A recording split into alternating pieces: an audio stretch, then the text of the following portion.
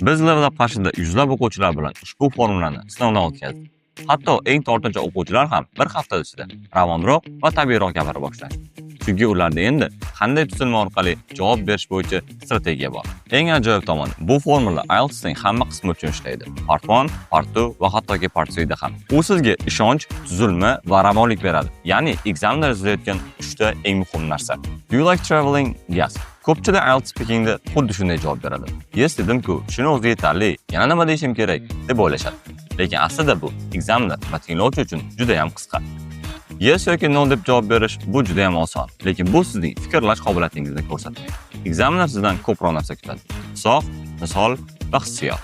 Aynan shu sababli ko'pchilik IELTSning fluency qismida past ball oladi. Gapirishni biladi, lekin ravon va tabiiy tarzda javob bera olmaydi. Biz Level Up qarshi o'quv markazida aynan shu muammoning yechimini bermoqchimiz.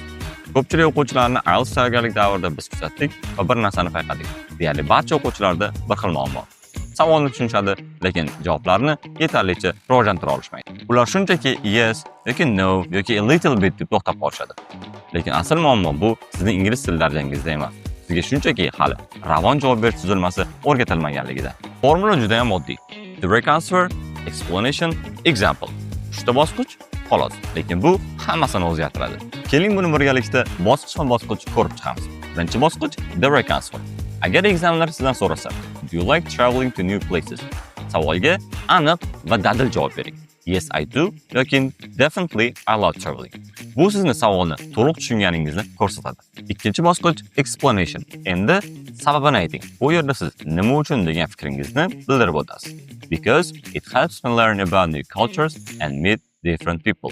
Endi javobingiz uzunroq va qiziqarliroq bo'ldi. Uchinchi bosqich example. Endi shaxsiy misol qo'shing.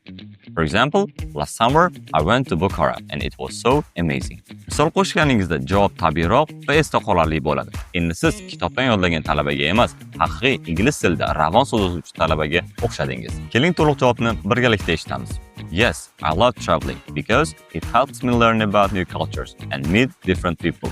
For example, last year I went to Bukhara and it was so amazing. Endi taqqoslab ko'ring. Faqat yes va biz tayyorlagan javob. Farqni ko'rdingizmi? Biri ravon va ishonchli eshitiladi. Ikkinchisi tugallanmagan. Agar siz ham speakingizni shunaqa formulalar bilan oshirmoqchi bo'lsangiz, Level Up o'quv markazining bepul sinov daftoriga yoziring. Pastdagi bo'lim orqali ro'yxatdan o'ting, ma'lumotlaringizni qoldiring va biz sizga aloqaga chiqamiz.